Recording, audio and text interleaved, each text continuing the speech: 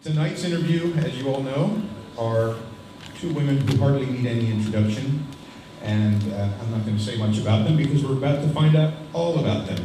Buzz and Lee Norwood. And the other thing I want to tell you is sometimes you might see me do the interview, sometimes you might see my wonderful husband Chuck do the interview, and there will be some others that we ask other people in the community to do because they might have some knowledge that will benefit the interview. Tonight's interview is conducted by my husband, Charles King. Oh. One other thing. Also, after the interview, Buzz has these little Leather Heart Foundation pins. They're $10, and all the money goes to the Leather Heart Foundation. It's a really good cause. I suggest that you take a look at them. They're really nice pins. So, all right. Thank you. Thank you, Greg. Thank you, everybody, for coming. So we want this to be a very, just a conversation and a very close and personal conversation with the ladies today. And ladies, specifically gender, that's it. I thank my husband, Greg, for asking me to do this interview. I'm really looking forward to it. I kind of got to know Buzz and Lee a little bit over the phone, more so, and found out quite a bit about them. And I'm looking forward to help get that information and share it with all of you. So, all right. Can you guys hear everything all right? Oh, yeah. Okay, cool. All right. So, I'm sorry. In fact, it's a bit too loud. A bit too loud? Coming from your face. I'm sorry. Right here? Is that all right? Is that good? Okay. All right. Thanks. Thanks, Paul. All right. So, we're going to address them as Butch Lee and Buz Norwood. Butch Lee and Buz Norwood, excuse me. Butch and Buz are the first two women in leather who have actually asked for Greg's project, which is being done for the Carter Johnson Leather Library, as well as they have been already asked for the Leather Archives in Chicago. They are the first two women, ladies couples, that have ever been asked to do either project. So that's pretty cool already. As I draw my page. So I'm going to start with Butch Lee. Can you tell me a little bit about yourself, your childhood, and growing up? Oh, my. Oh, well. I am one of five. I have four brothers. I'm the baby. And I was raised Catholic. And I never even knew that homosexuality existed until I was in my late teens when I saw a documentary on TV about homosexuality, and it was like, oh, that's why I like these girls so much. And didn't do anything about it until I was like in my mid-20s. And I remember meeting someone who was out and gay, and started a short relationship with her. And I remember the evening that I first had sex with a woman, and I remember consciously thinking that I will either love this or hate it. There will be no in between. And of course, well, we know where that ended up. I came out to my family probably, I guess it was in my late 20s. And my family kind of said, duh, because they only saw me with women. And I only hung out with women, and every time I came to something, I didn't come to something with a guy, I was always there with a woman on my arm.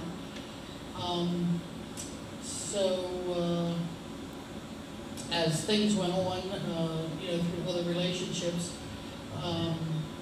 Buzz and I met back in, when was it? 90. And as a matter of fact, we're celebrating our silver anniversary this month.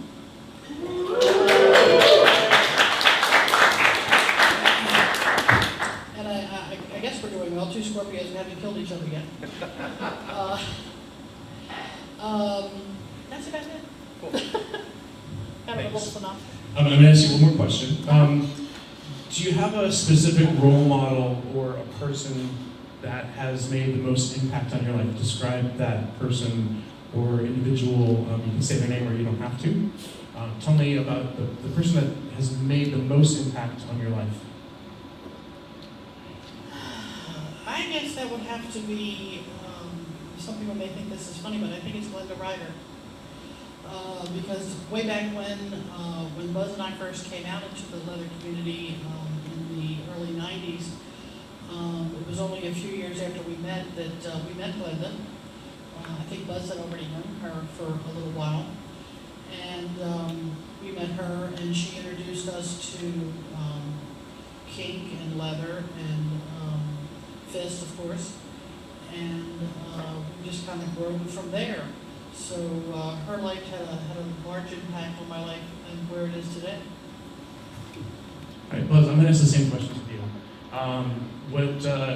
Just tell us a little bit about your childhood and who specifically made the most impact on your life. Thanks. I was born and raised in Baltimore, in burbs all the time, Randallstown, if you guys are familiar with Maryland. And I've lived in Catonsville for about 16 years, so we're burb children. I was raised Jewish. I still do the traditions, basically for the benefit of my family. I don't go to synagogue. I'm not religious in any way, shape, or form. Let's see, I was born and raised here. I came out as a lesbian in college. I was at Towson University. When it was about my sophomore year, I realized that I liked women and slept with my first woman, actually, a friend from college. And like Lee said, it's all history from there. Let's see, what else? I had 2 sisters. I was raised in a 2-parent household, mother and father, who my father passed away a couple years ago, and they had been together 55 years. So I was born in a traditional Jewish family, per se. And let's see, who had the biggest impact? That's hard. That's really hard. I'll tell you who it was. It was, and her name's escaping me. Jan. She was head of PFLAG. She's now involved with PFLAG Howard County. Shoot. I can see her. Yeah, I can see her. I love her. She's a great woman. When I first came out of the closet in the mid-'80s as a lesbian, she was one of the first adults I met that really got it. She had a gay son. She welcomed me with open arms into the community. She was the first person to tell me I wasn't weird, I wasn't strange because I liked other women. It's horrible, I can't remember her name, but she's still around. Her son's full grown, he's 30-some years old.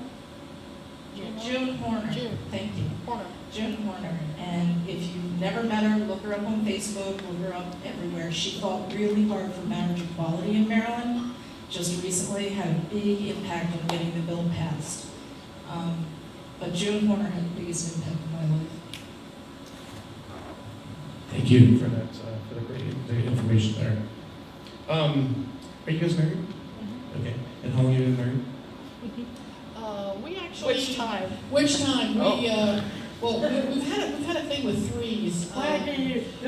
In '93, we had a commitment ceremony, and in 2003, we went to Vermont and had a civil ceremony there.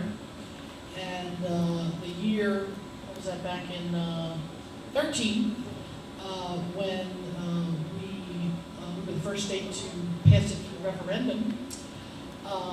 We got married in September of 13, and Margaret, our other person in our relationship, decided she wanted to get her name on our marriage license, so she went online, got ordained, and married us. So we've actually been together for 25 years, but and married kind of through that. Recognized by the government.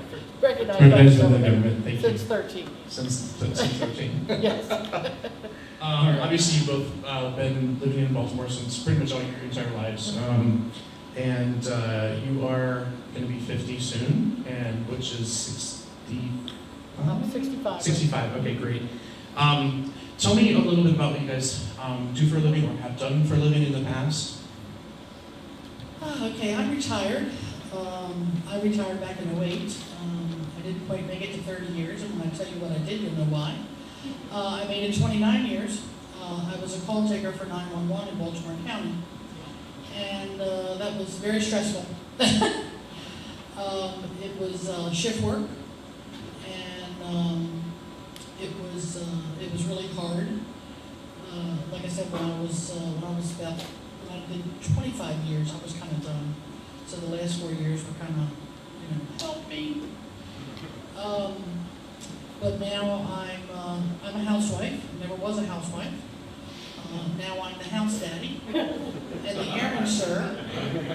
And the airport taxi. And the airport taxi, because we're only 7 miles from the airport. So now I take care of things around the house. We're fixing up our house right now to sell it and hopefully move by the water once we find a home. And that was what I was promised when I retired. But then we got a girl, and then we got a kid, so it was like we kind of, put back from that. But now it's coming true. What I do for a living, I'm an instructional systems developer. That means I write curriculum for adult courses and e-learning and webinars and stuff like that. I contract to the DoD, so I've got a security clearance that I can't tell you about, but so I'm contracted to the DoD. One site in one of their locations near the airport. So I have a 8:30 to 5 job, and it's a lot of fun. Before that, I did a lot of stuff. Some of you may recognize me. I recognize some of you from Lambda Rising, where I worked for about the one in Baltimore for 3 or 4 years between jobs. And prior to that, I did computer and tech support for a couple companies. I know I can't talk about your job, but just give us the most memorable 911 call that you had to deal with. Well, one of the ones that always comes to mind is it was around Christmas time, and I get a call from a small child. It's found at about 3 or 4 years old. And when you hear a little child on the phone, it's like, "Where's mommy? Let me talk to mommy." And the child said, "Mommy's in the tree." And "Mommy's in the tree." I didn't quite understand, what's going on. Mommy's in the tree. Did the tree, mommy fall out of a tree? I wasn't sure what was going on. And then all of a sudden in the background, I hear the mother talking and trying to tell the child, which I could hear I could hear the mother very well, and saying that, "Tell them that the Christmas tree fell over on mommy. I'm not hurt, but I can't get up." So I keep the child on the phone, and I have no way of verifying the information that comes up on my screen. And the child, of course, cannot tell me the address. Luckily, we had address information, and that information was correct, thank God. And I sent the fire department and the police, of course, because they did have to break in, and sent all of those people there and pick up the tree off of her. And then about 3 weeks later, I get a Christmas card from her with a very big thank you and a picture of the child saying, "This is who you were talking to, and thank you very much for being there, when I really needed you." That's my most memorable one that I always tell everyone. That's one of the happy ones. It's a happy one. Really happy. Buzz, what was the specific moment that brought you into the leather community?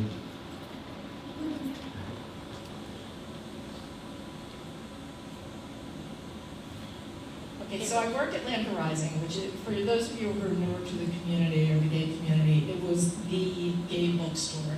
And they had 3 locations, one in Baltimore, one in DC, and one in Rehoboth. So it was sort of a gathering place for a lot of people.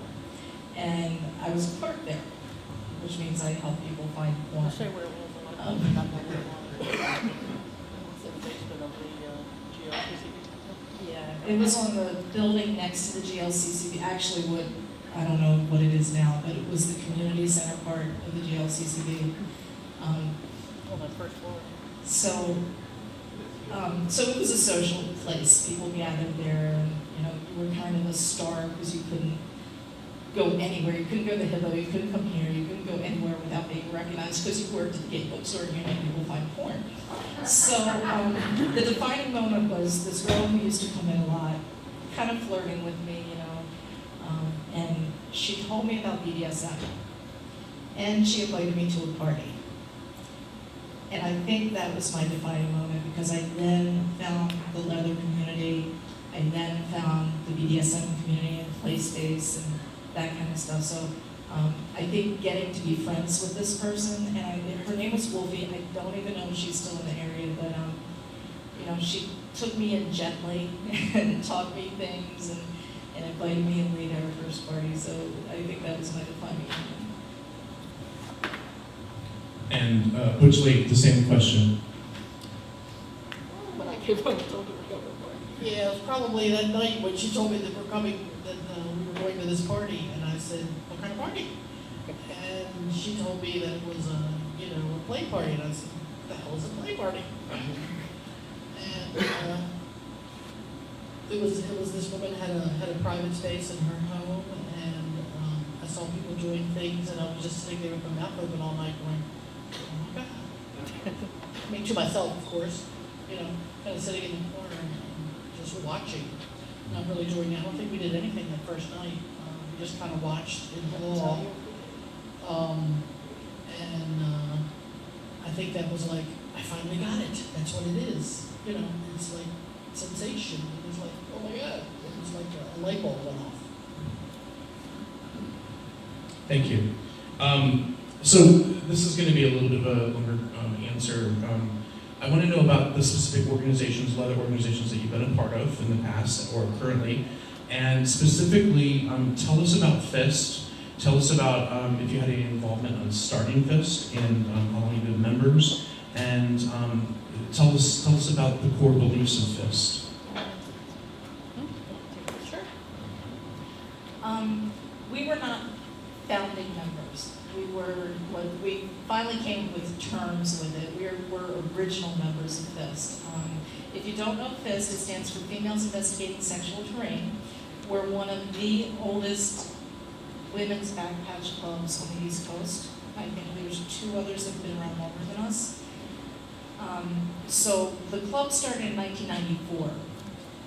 It was a direct result of the March on Washington for Gay Rights.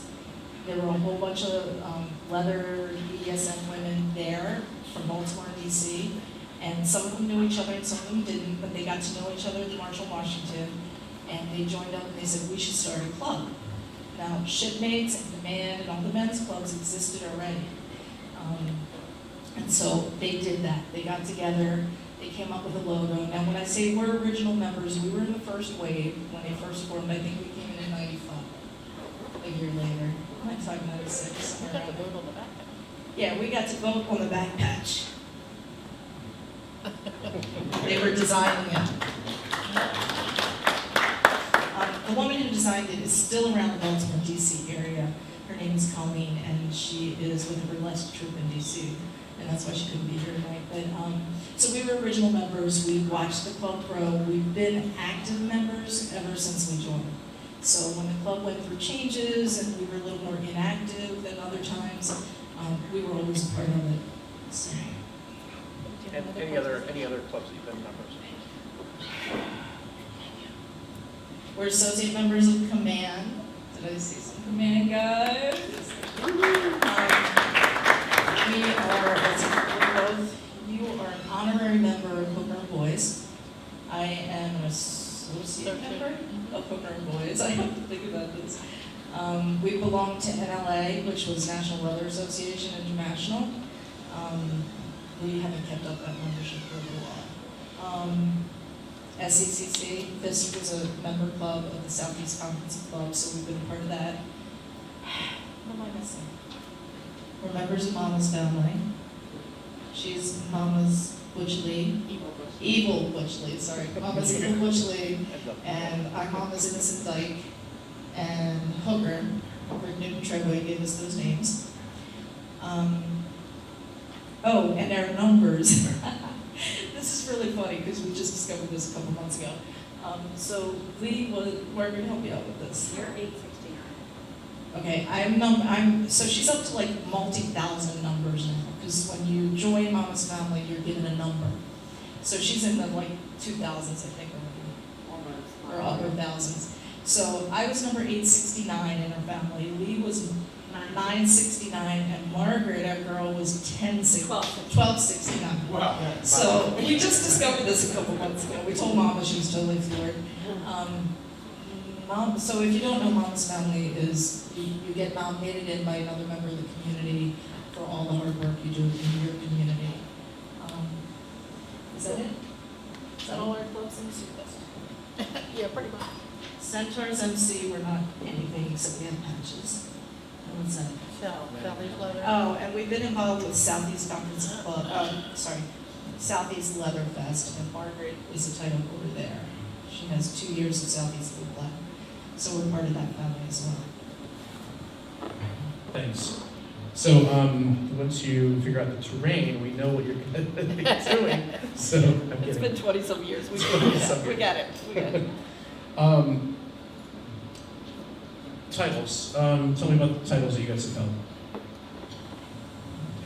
Lee was first runner-up for Mid-Atlantic Leather Woman a couple years ago. Yeah.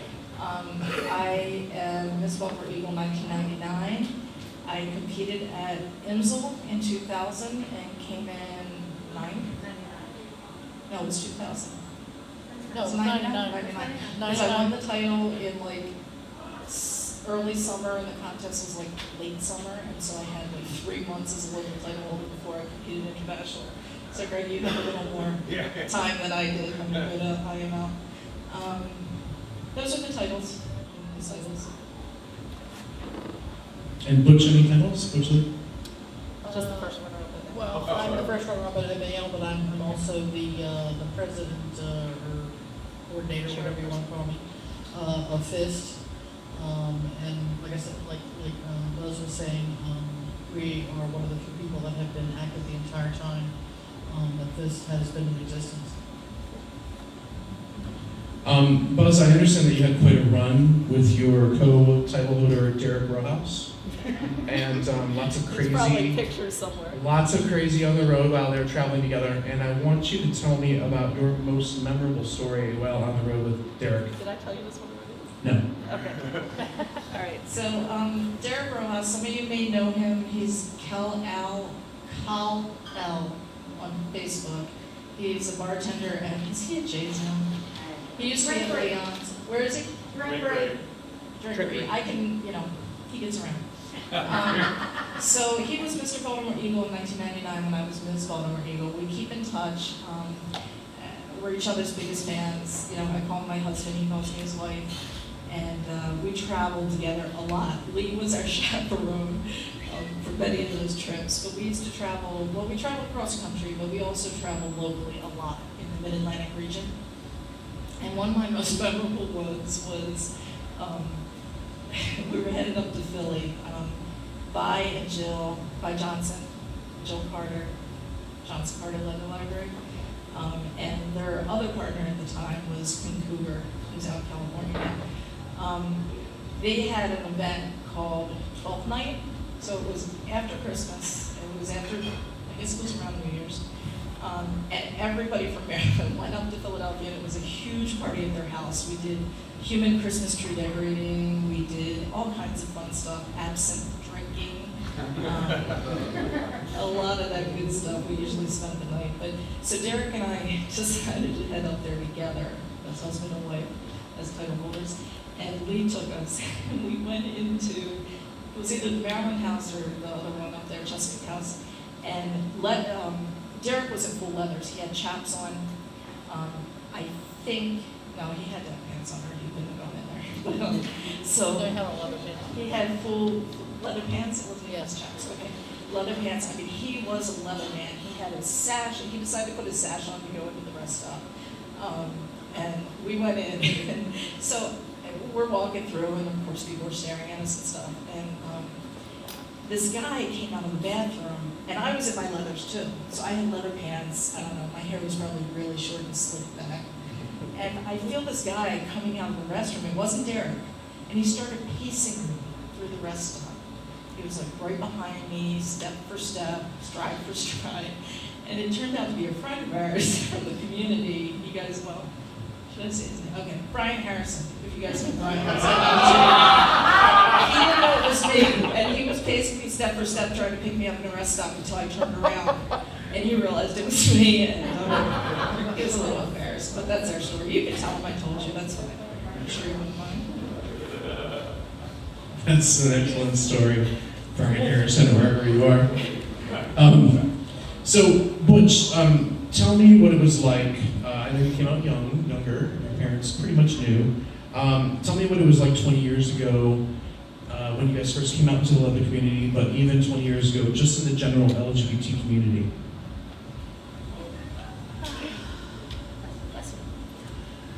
It was kind of difficult because I wasn't out, of course, as much as I am now. I mean, I can't, I feel like I'm in a glass closet.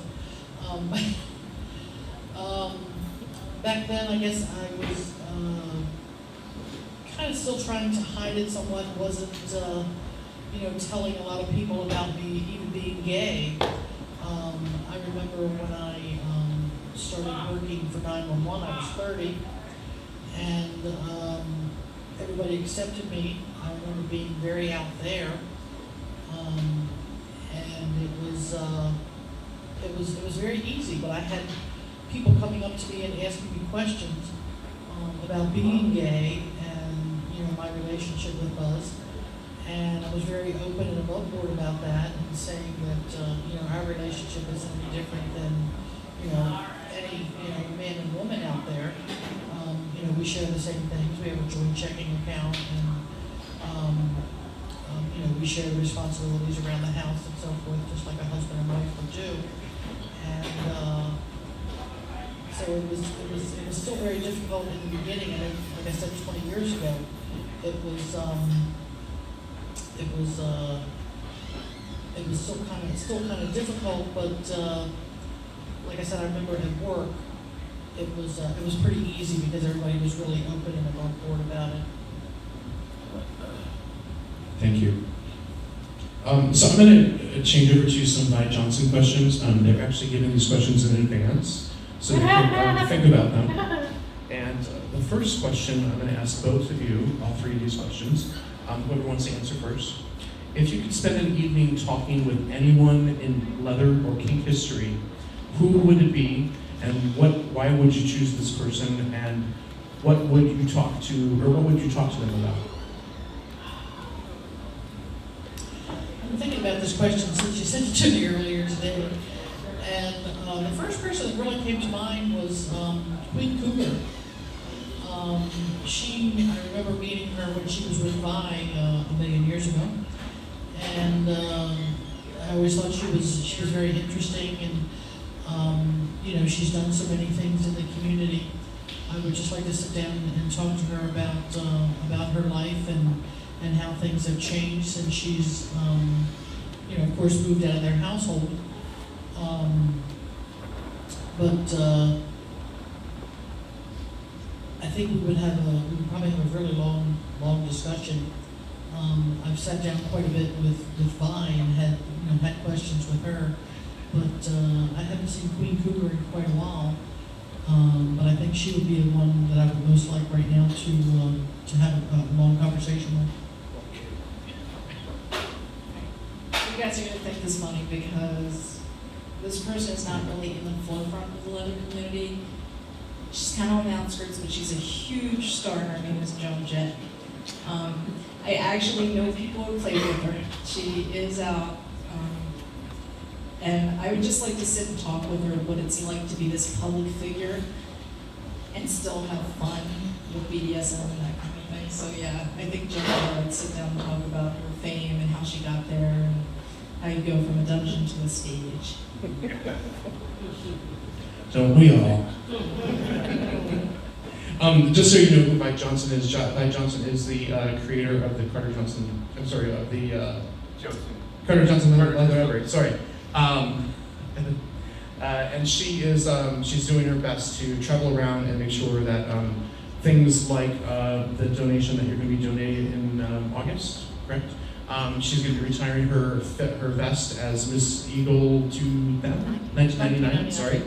And it's things like that. It's artifacts that we are going to be able to share with those who come after us when we are all gone. So It's on the back table. it's on the back of it. It's on the back table. It's on the back table, and there's some other historical things that they brought in, pictures and stuff, if you'd like to take a look at that. The next question I'm going to ask you, and this is kind of a crazy question, but this is the Vi Johnson question also. In the year 2025, where do you see our community, and what changes do you think may happen? Yeah, we talked about this one. You go first. We kind of talked about this together and spurred on by Margaret, because she got us thinking about, so 2025 is 10 years from now, so she got us to thinking what the community looked like 10 years ago, and that really helped us figure things out. But I think the one thing both of us agree is that we'd like to see all barriers gone.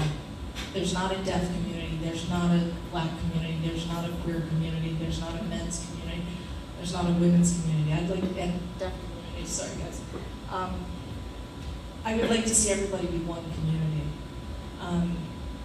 So there is a need still, I think, for separate spaces.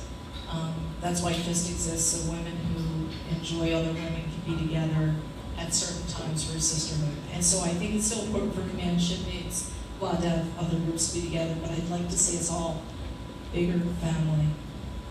Knock down those barriers, have one leather community, people who have common interests and, you know, look for the same things, do the same fundraising, have fun with each other, play with each other, beat each other up, but, you know, just have fun and have one solid community.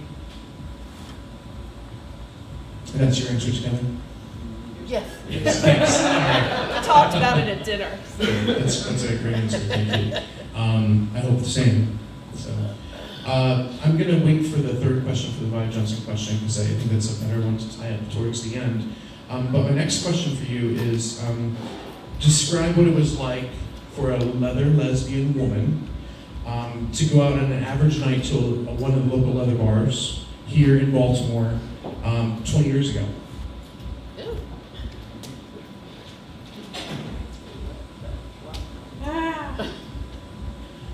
Well,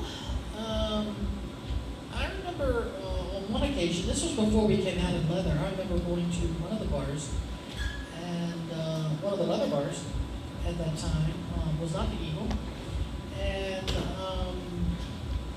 What was it? the bar. I can't remember. Oh, No, it was I think it was the gallery. It was the gallery. And I remember going in there and being shunned. I mean, almost asked to leave. And I had never experienced that before. It was very upsetting. And it was like, you know, these are like-minded people. Why are they doing this? It was very strange. But I remember then going into the Eagle, and it was totally the opposite, totally reversed. Even though there weren't many women in the Eagle, the guys in the Eagle were always very friendly, came up and introduced themselves, and hi, how are you doing? Bar's back here, have you been here before? Can I show you this? Can I show you that? You know, even though the guys in the back of the bar might have been doing their own little thing sexually, that first experience at the gallery was very awesome.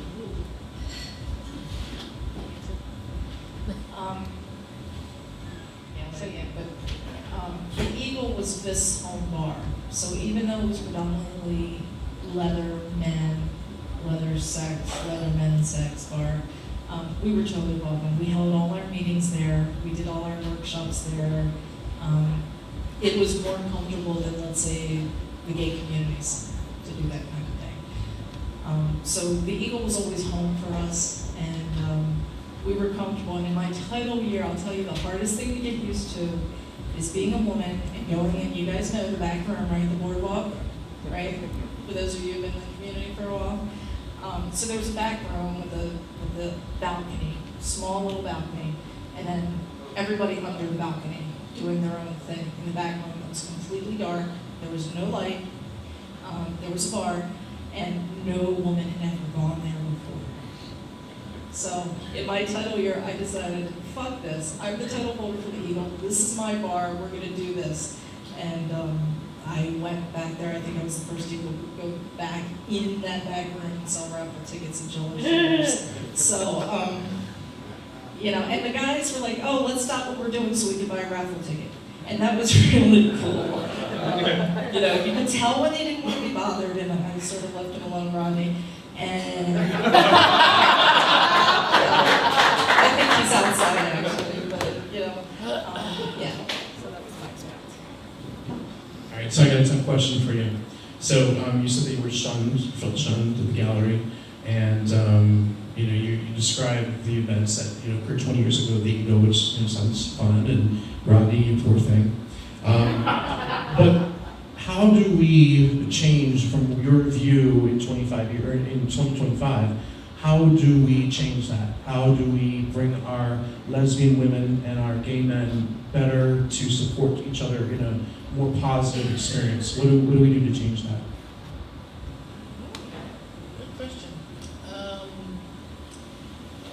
I think where Buzz was talking about us being one group, I think we're kind of generating towards that, because I know we did that at Pride this year, where instead of walking as individual groups, I think that would be the same thing in 2025, that we would all just be one group, and it wouldn't be like shipmates here and command there and fist there and so forth. It would all just be one, and I think one in leather. I think it would all be just one group and the same. If that makes sense. Yeah. Yeah, I think so too. When I look at the groups in Baltimore, I look at Shipmate. I'm going to get a little real here. Okay, how many deaf community members do we have in Shipmates? None. How many black members do we have in FIST? 2. Sorry, 2.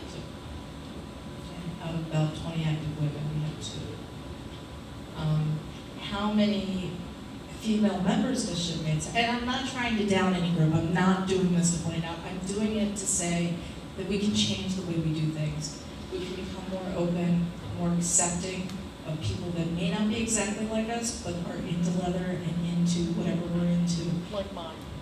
Like minds, Yeah. We all have something in common. We all like to go to bars, well, maybe not all of us, but you younger folks like to go to bars. I don't drink anymore, maybe one.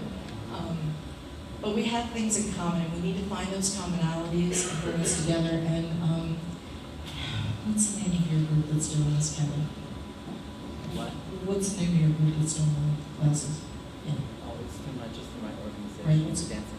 Okay, so a group called Dancing Hands is doing free sign language classes, if you haven't heard about it, down at the JLCCB, and next week will be your first official class. I think this week, Bob. Yeah, we had a lot of people bug out. Actually, we had an open house and there was a lot of people. So they did an open house with a lot of people there, but they're going to have their first official sign language classes starting next Tuesday, and for the next 8 weeks, 6 weeks? 6 weeks. 3 weeks, Six. okay? 6 weeks. Sorry. 6 weeks. There's a way to bridge our communities. How many of you know a deaf person in the leather community? How many of you can communicate with them? Yeah. So that's what I'm talking about. How many of you know leather women in Baltimore? How many of you go to parties with them? Okay, this is what I'm talking about. Let's bridge those gaps. Let's welcome everybody. Let's have parties together. Let's have events together. Let's do carnivals together. We've got a big Plaque Weekend coming up. I think every group in our community, in the Baltimore community, has stepped up to do some part of that weekend. Right? We have the Maryland Boys of Leather. No, they didn't do Leather Boys. It was something with an A. I don't know. Leather boys. I thought they couldn't figure out what to capitalize. That's a big change. Okay, Whatever. anyway. So, and there's Maryland Girls of Leather has started recently. This is going to be there. I think Lawdef is going to be a part of it, right? At least interpreting, maybe. Okay.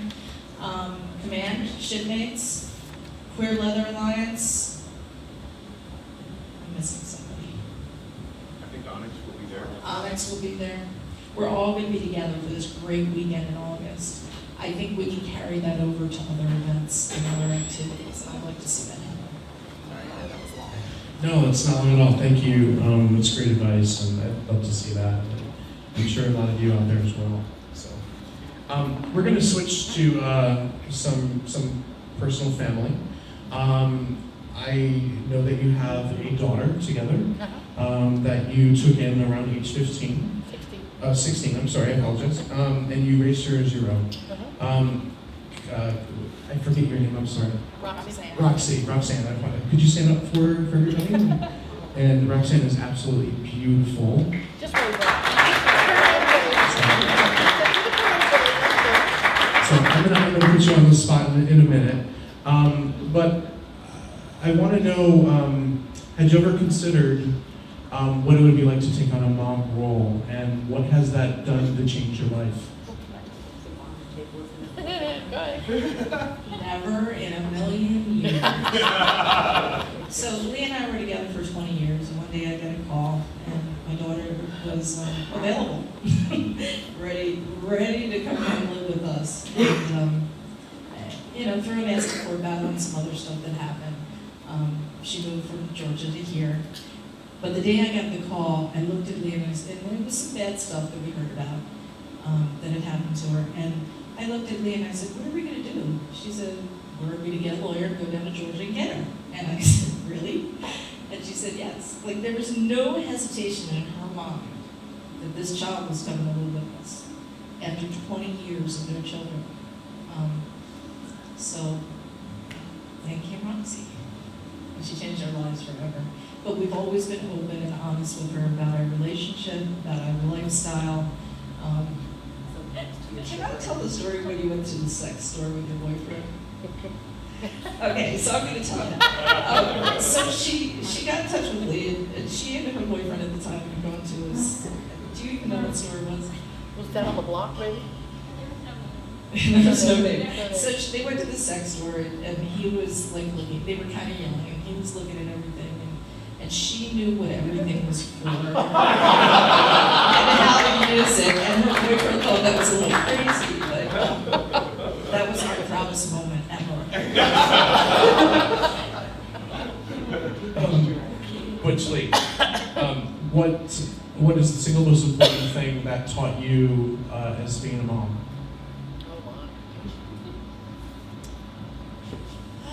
That's a toughie. Jeez. Yeah, well, Roxy came to us with no rules. So talk about jumping in with 2 feet at 16. When we got her,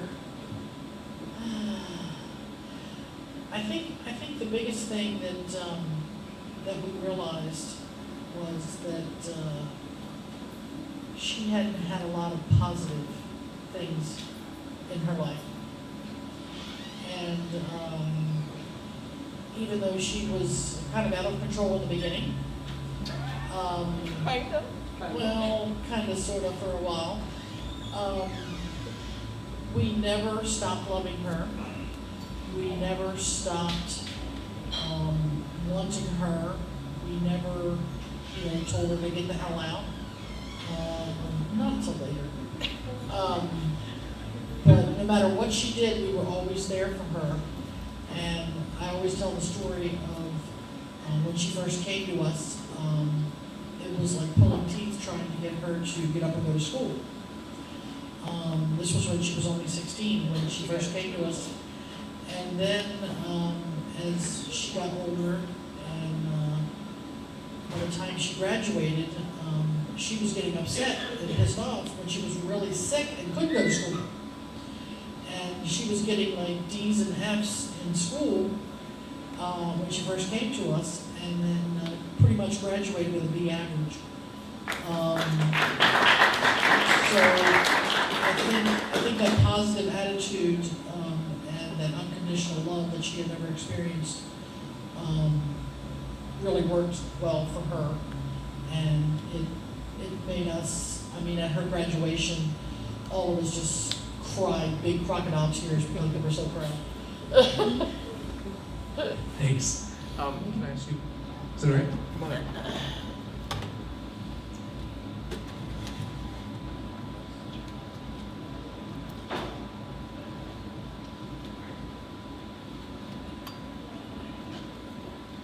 Give Roxanne a round of applause. So, are they militants? I'm just kidding, you don't answer that question. So I just wanted to, I'm sure you've experienced some incredible stuff growing up and some hard times, and tell the other brothers and sisters in this room tonight what Buzz and Butch Lee have done for you. Can you do this? Just tell stupid stories.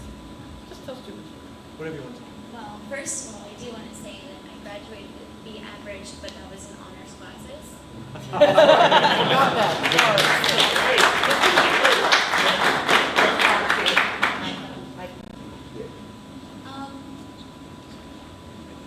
I guess the biggest thing that I can say now is that when I talk to people and people get to know me, they don't understand why I'm always so happy and why I'm always smiling. Everything is always a good situation, even when it's the worst. My parents have taught me that everything in life is, there's always something good, no matter how bad it seems. There's always something good.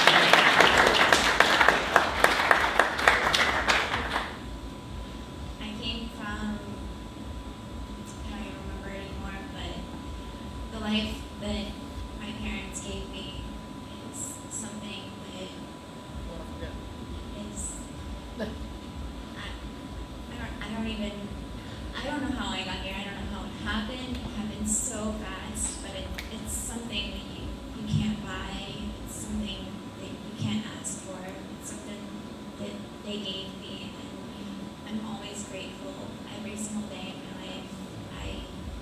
They've made me who I am today, and I think I'm a good person, and that says a lot about them. Awesome. Thank you so much. So the 16-year-old is now 22 years old and doing very well, better than I ever expected she would ever do. And she has a boyfriend who is totally in love with her, and I think we can all see why. Give them all a round.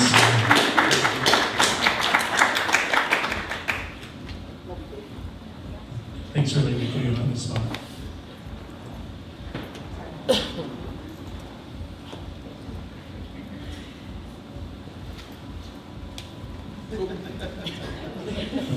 Secretary. Now I want to talk about Margaret. Margaret is their sub, and she's collar to Buzz and Lee. And I want to bring Margaret up, if I could. Give Margaret a round of applause, please.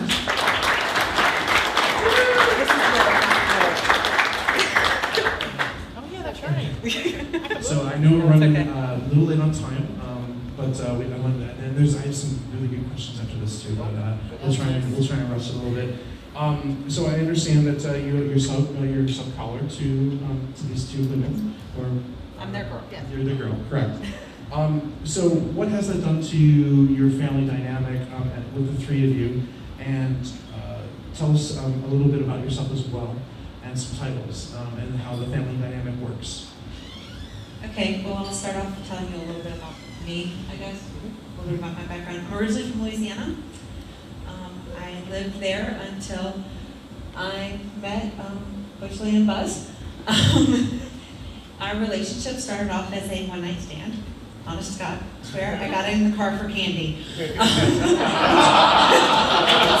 I was in town on a business trip, and I had contacted a mutual friend of ours through the leather community and said, hey, I'm in town on a business trip. I'm stuck in conference with a bunch of stuffy old middle-aged men in suits. Don't you know somebody in Baltimore who I can really just go grab drinks with, something toward the Inner Harbor, whatever. And she was like, sure, get in touch with my friends. They never called me back, and I was a little persistent, kind of like that. Finally, the night before, I was set to go like, okay, yeah, we'll go pick her up. they pull up in front of the hotel, and Lee gets out of the car and says, "Candy, little girl," and holds out lollipops. And I say, "Sure," and I get in the car, and the rest is history. What was supposed to be a one-night stand is now 5.5 years since we met, 5 years since we really actually decided to give it a go. And so we always say, like, we're celebrating 25 and 5. So 25 years of them being together, and we laughed that I was their 20th anniversary present to each other. So it kind of makes me easy to remember. And so I was collared in May, and the September after that I moved up to Baltimore. I was very fortunate to find employment, and my employer paid to relocate me to Baltimore. And I guess about 1.5 years after that I moved in with them, and we've played house ever since. No, we've built a family, and we built an amazing family. The 3 of us, Roxy as well. They came and our lives around the same time. Yeah. Oh, yeah. Like, I met them in September, and then they got the call for Roxy at the end of October. So we've meshed this whole family dynamic all at the same time. It's been amazing. I'm Southeast Boot Black, 2009 and 2010, out of Southeast Leatherfest.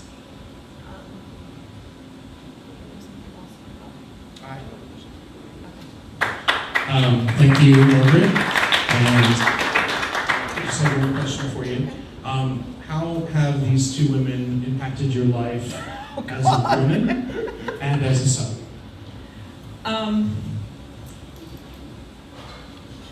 I'm not sure I'd be the person I am today if I had not met them.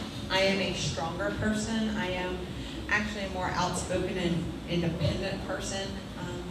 They empower me to be fully who I am every moment of every day. As a submissive and as a girl, they always like to say, I came with a certain skill set, they just refined it to what they liked and how they wanted. But I think, well, no, that's a fair statement. I've heard that before. But as a submissive, this is kind of a hard question. So as a woman, I think as both a woman and a submissive, by belonging to these 2 amazing women, by them holding the reins, they give me the strength and the power to fly and become the best and strongest person I have the ability to become. It's kind of the best way, because it all goes hand in hand. It's all so intertwined, because there's no part of it that is separate from the other. It's who I am. This is every day. It's not turn on, turn off. Thank you, Margaret. Give it up for Margaret.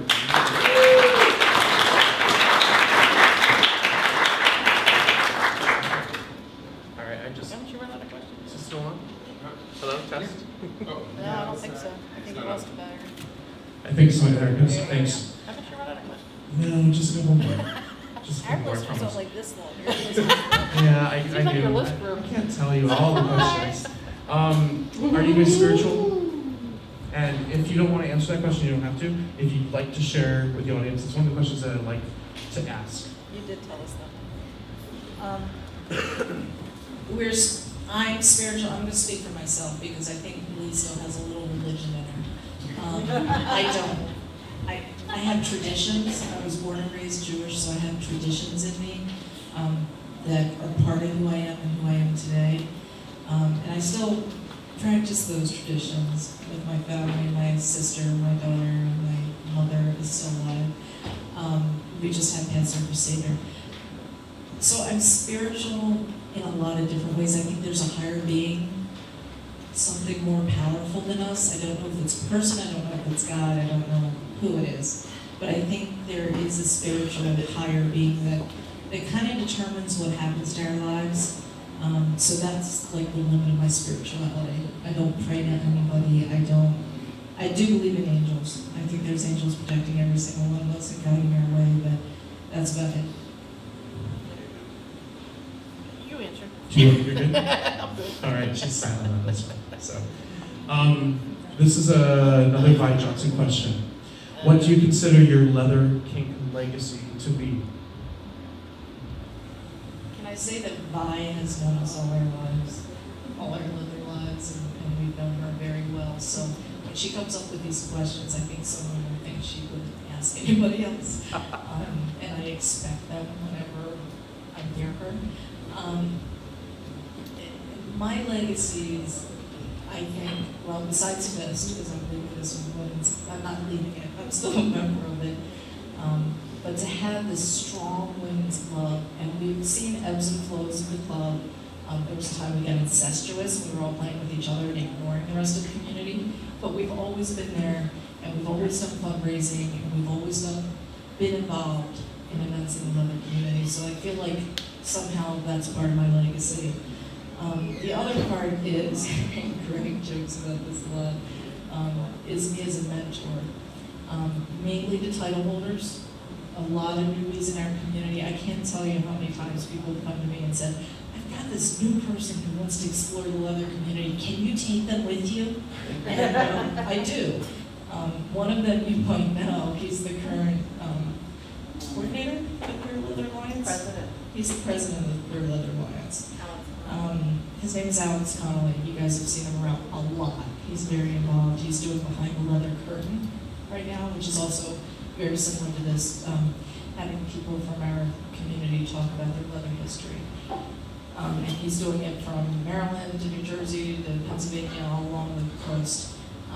But when I first met Alex, my friend from the pan community, from Black Rose, called me and said, I've got this person who's coming to this party, very concerned about fitting in. It's his first party. He's never met, and back then he was going by she. She's never met anybody. Could you just take her under your wing and show her the ropes and protect her that night? And this was at the old playhouse. I'm like, sure, I'll do that for you, Fred. And now here's this wonderful person who's just so involved in the community. And that's, I think, part of my legacy is that I brought people along with me. Young people, old people, title holders, however you fit into the community. If you're new, I will take you with me. And so I think that's part of my legacy as well. Thank you. I'm similar to that with Buzz as far as mentoring. I've done quite a bit of that myself, especially with new title holders. When I see that they're floundering a little bit, I might go up to them and say, can I talk to you for a minute? And, try to, not a wave of a finger, but almost. But also, I think my legacy would be that no matter how old you are, you can still be active. I may not come to the bars as much as I used to. And lots of times at a play party, you may just see me sitting around watching other people or something like that, or just talking to someone rather than out there playing. But I'm still involved, and I'm still there if anybody needs a shoulder to cry on, or needs some advice, or just wants to talk about something. Daddy. Daddy. All right, I've got one more question, and this is to both of you, and this is to be answered separately. In 20 years from now, if another young lesbian woman had just come out into the leather community, and she came to the Carter Johnson Leather Library and actually watched this or watched it online, what would be the single most important piece of advice that you could give that new coming out lesbian, some words of wisdom? Coming into the leather community or just we rarely get a chance to choose a family. Okay, we all have our bio families we're born with, children, parents, whatever. We rarely get an opportunity to choose a family. When you're part of the leather community, you've chosen to be there, and we are a family. We chose to adopt my daughter. She's part of our chosen family. Keep that close to your heart. Be there for each other, your family. Be there for each other, love each other hard. Don't use each other, cut the bullshit, cut the using everybody. you chose the family. You chose to be here. You chose to come to this interview. Every single one of you is my family. Everybody I see out there is my chosen family. I'm here for a reason, and that's because I want this to continue. And don't hate each other. Don't diss each other on Facebook or FetLife or whatever you're on. Be your friend, be your family to everybody that you meet in the leather community. We are our chosen family, so let's keep it that way.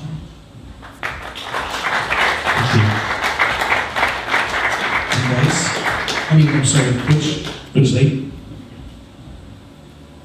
I think 20 years from now would still be the same as it is today, and I think I would probably tell that person always matters and respect, and always make sure that you're giving every person their due, that you don't just go up and grab people, because you don't know who this person might be collared to. And I might have to go into a little bit of detail what collaring means if they're just coming into this. But it's always a respectful thing. Always to be on guard in that way, so that you're not offending someone, and always make sure that you are respectful to other people, especially in the leather community. That's very important. I think that's about it for that. Thank you. And I love how they're finishing each other's sentences. It's so great. So, give it up for Butch Lee.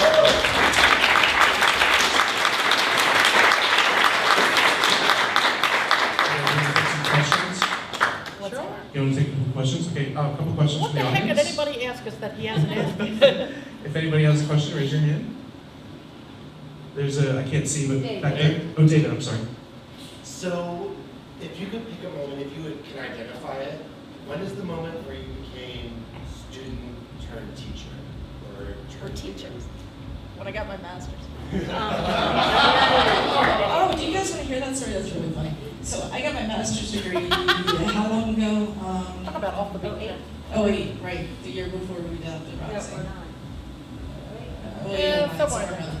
So I got my master's degree in instructional systems development. So I actually really did become a teacher. And Lee gave me a gift. She has never bottomed anybody, ever. She took one needle right here, one time in her chest, because she wanted to see what it felt like. Other than that, there was no bottoming in this woman. When I got my master's degree, we did a public scene at the Red House. I got to top her for an hour. Okay, but so the defining moment that I got, oh, it was great. There were people watching with popcorn, and I was nervous as hell. Everybody stopped playing and everybody put in their stopped rough playing chairs. and pop popcorn. So, I think turning 50 now has really made a difference in being the mentor versus anything else in my life. But in my mid-40s, but the defining moment, I guess, is when I realized that there were so many new title holders and I didn't know them all. Seriously, that was it for me, David. There were so many new title holders, and all of a sudden, I didn't know everybody in the community, whereas before I had. And I was like, well, if I don't know all of them, they probably don't know all of me, and Lee, and Margaret, and whoever else was in their lives. And I think that's when I realized, hey, I haven't been title holder for 20 years, 15 years. So who are these people going to learn from? I mean, David, you were a huge one for me. David made the initiative to learn from David and Chuck and Greg and where's your husband? Where he is? Chris. They came and talked to us. David in his title year came to our house and hung out, and we barbecued and drank beer and learned about each other. And I think that's the moment, is when I realized there were so many new people and I didn't know them all. Did you want to answer that too? No? Nah. All right. Is there another question? Yes, Chris. What's your favorite curse word? I don't curse. If you ever see me on Facebook, no, I don't curse. If you ever see me on Facebook, all of my curse words have little asterisks between them. Because I don't, you know, I might say damn once in a while. I think I've said the F word a couple times. Well, okay, when we were raising Roxy, my vocabulary was so different. Especially after running through the woods looking for her at 3 in the morning. But We leave the past in the past. we leave the past in the past, but that was the worst time I used curse words. I don't really have one. Lee? Oh, sorry. Oh, mine was fun. Fuck. All right. Is there any other questions? I can take one more. Still Yes. is. What's your question, Rhonda? What could you possibly ask that you don't already know? To start off from the beginning, I do just want to clarify just what's your definition of the leather community, and what qualifies somebody to have an interest in leather. What is the leather community? Are you coming out?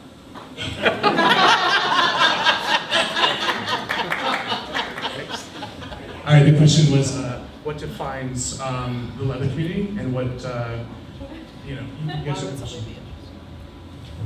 Right, so to me, the leather community, like I already said this, we're family, right? We're chosen family. We stick by each other. We raise money together for people who need it. We help our friends who are sick. We give money to people who don't have it.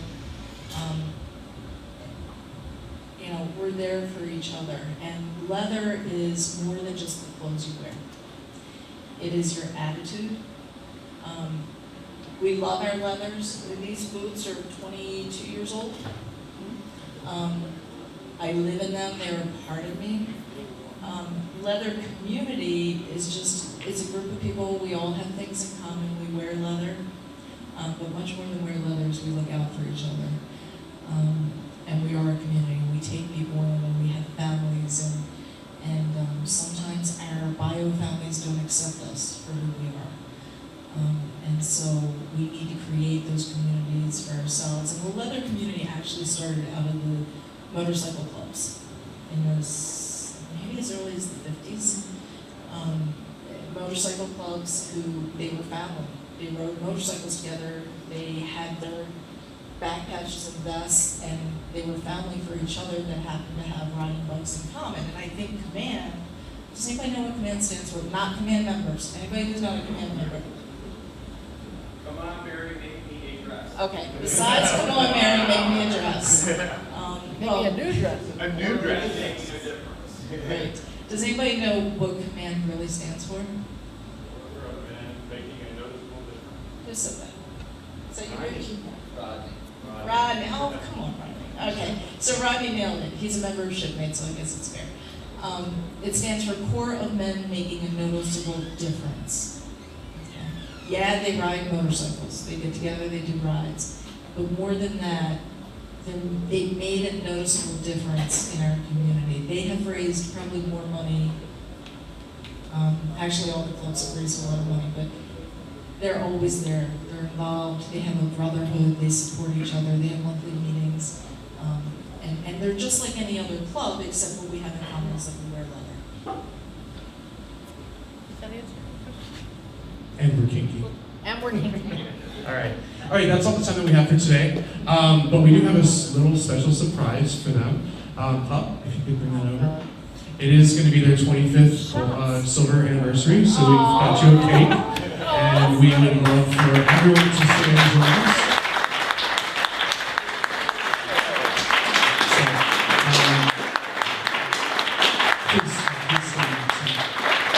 Thank you. This was an honor for me, so thank you all. Chuck, thank you. Thank you very much. And Greg, this is one of the most, probably the most amazing things I've ever seen a Maryland title holder do. Besides Hooker, who had the crazy idea of starting 12 days, 20-something, however many years ago. But Greg, this is amazing. Thank you. Thank you for preserving our record history.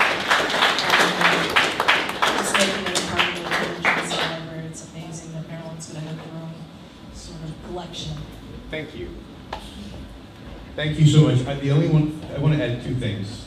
Since I've gotten this title, Butch Lee has never wagged her finger at me. But Buzz did make me do jumping jacks. Thanks a lot. And you did them. I did.